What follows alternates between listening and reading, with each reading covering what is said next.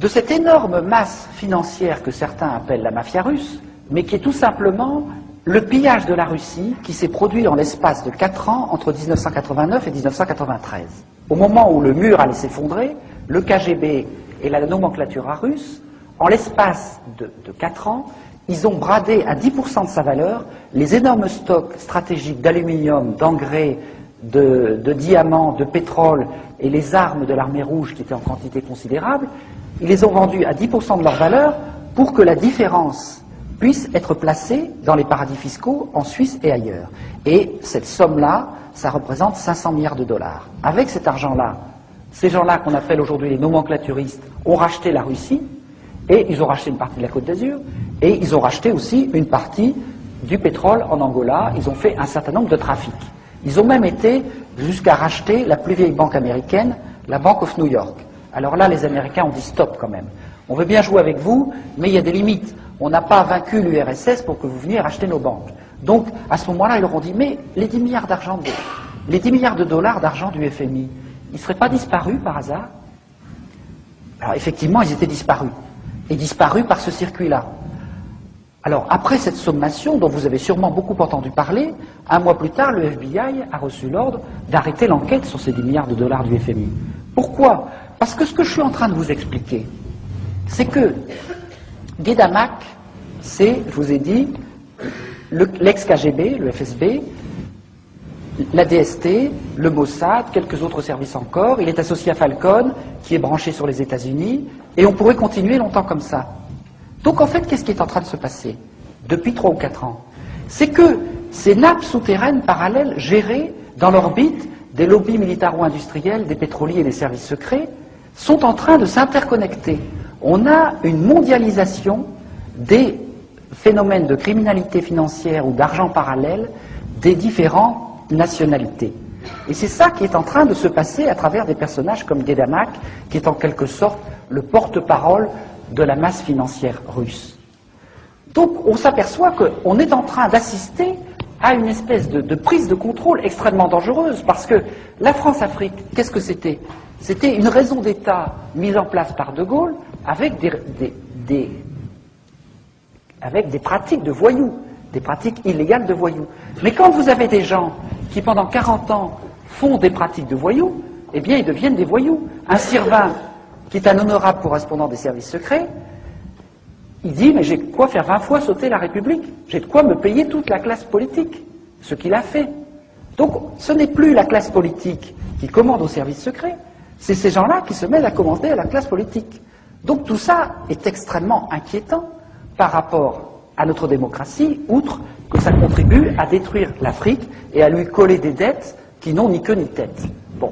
Mais je voudrais maintenant terminer assez rapidement en passant sur l'enjeu politique majeur qui est derrière tout ça.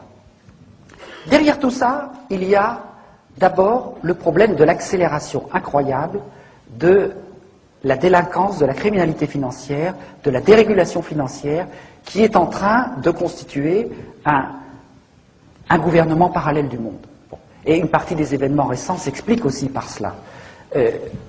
J'espère que certains d'entre vous ont lu Révélation ou la boîte noire, parce que tout ça est parfaitement expliqué là-dedans.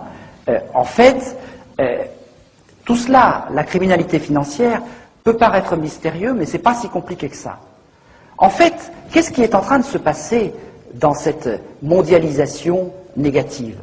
C'est que, autrefois, pourquoi avons-nous été capables de dilater cet espace intermédiaire, je vais y revenir tout à l'heure, de construire des biens publics en France, etc. C'est parce que quand dans un État-nation, il y a des gens qui fraudent ou qui font de l'escroquerie, la police, la justice ou le fisc a la possibilité d'aller contrôler leur compte en banque. Aujourd'hui, c'est totalement impossible dans le cadre de la mondialisation. Le juge Van Ruymbeck vous explique qu'un mafieux qui place 10 millions de dollars d'argent de la drogue en Suisse, à Genève ou à Lugano, en 24 heures, il crée 4 sociétés écrans dans 4 paradis fiscaux, il fait 4 virements, et si un juge vient le savoir par miracle, il lui faut 1 an et demi pour remonter chaque virement. C'est-à-dire 6 ans pour remonter ce que quelqu'un a déplacé en 24 heures. Par conséquent, on est dans un système d'impunité totale. Et il n'y a aucune raison que ça s'arrête. Aujourd'hui, la moitié des transactions financières internationales passent par les paradis fiscaux. 1 000 milliards de dollars chaque année d'argent du crime rentrent dans le système bancaire, y compris dans les plus grandes banques françaises. Et dans l'envers de la dette, j'explique que les 3 des principaux établissements bancaires français, le Crédit Agricole, la Société Générale, la BNP Paribas, sont profondément impliqués dans ces mécanismes de destruction de l'Afrique. Bon. Donc, vous voyez que on est dans un mécanisme totalement dérégulé, et ce que vous explique très bien Denis Robert dans ses livres Révélation et la boîte noire, c'est que tout ça n'est pas si mystérieux que ça. On peut d'ailleurs probablement lutter contre assez facilement, parce que tout ça est rassemblé dans 2 chambres de compensation mondiales, l'une à Bruxelles, l'autre à Luxembourg, qui s'appelle Euroclear et Clearstream, et que dans ces cocottes minutes de la finance mondiale, eh bien, ils ont découvert que la moitié des comptes étaient non déclarés et étaient dans les paradis fiscaux. Autrement dit, ces chambres de compensation, qui sont des coopératives des plus grandes banques mondiales, là-dedans, il y a la moitié des comptes qui sont non déclarés. Et il y a même tout un tas des opérations qui se font par des circuits parallèles dans l'informatique de ces établissements. Alors ça, c'est à la fois tout à fait désespérant, mais c'est aussi plein d'espoir. Parce que dans l'histoire des contre-pouvoirs dont je vais commencer à vous parler, très souvent, on a retourné comme un gant quelque chose qui avait été créé par des pouvoirs ennemis. Le Parlement qui avait été créé comme Conseil du roi a été transformé en Assemblée nationale.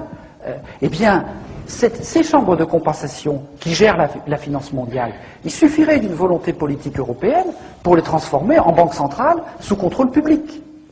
Et à ce moment-là, on aurait les traces de toutes les opérations de criminalité dont je viens de vous parler, et je n'ai malheureusement pas le temps de vous expliquer que nous sommes en train de découvrir, avec les gens qui se battent contre la dette, tout un tas d'instruments juridiques qui permettent de faire des procès à ceux qui ont accordé la dette pour montrer non pas qu'il faut remettre la dette, mais que la dette est nulle pour toutes sortes de raisons juridiques. Il y a tout un tas de précédents juridiques qui ont été trouvés et qui montrent qu'on peut tout à fait attaquer les différents éléments de la dette devant des tribunaux occidentaux et qu'on a des chances, en fonction d'un certain nombre de précédents historiques et juridiques, de pouvoir montrer que toute cette escroquerie est nulle juridiquement.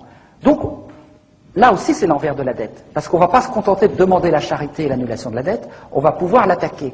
Et on va pouvoir l'attaquer notamment en allant chercher les preuves de toutes les transactions dans ces chambres de compensation qui se trouvent à Luxembourg ou à Bruxelles, sauf si par hasard elles brûlent un jour, ce qui pourrait arriver. Alors, je finis simplement sur les éléments positifs, avant de vous laisser la parole, en vous disant que, dans notre histoire, on n'a pas fait que des choses négatives.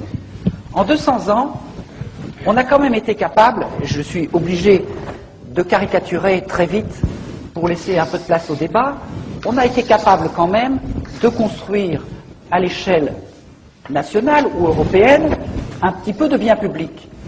En 1815, on avait à peu près 15% de biens publics en France sur un petit gâteau national, une petite production nationale brute. On avait un peu de police, la police, oui, une justice de classe, quelques routes, etc. 150 ans plus tard, 200 ans plus tard, on a à peu près 45% de biens publics.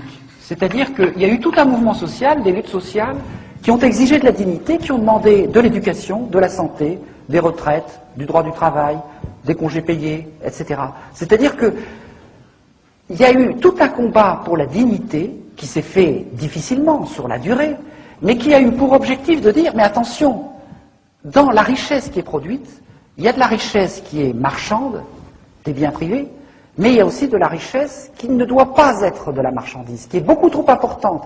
C'est-à-dire ce qui nous fait exister, ce sont des choses beaucoup plus importantes que ce qui nous fait produire.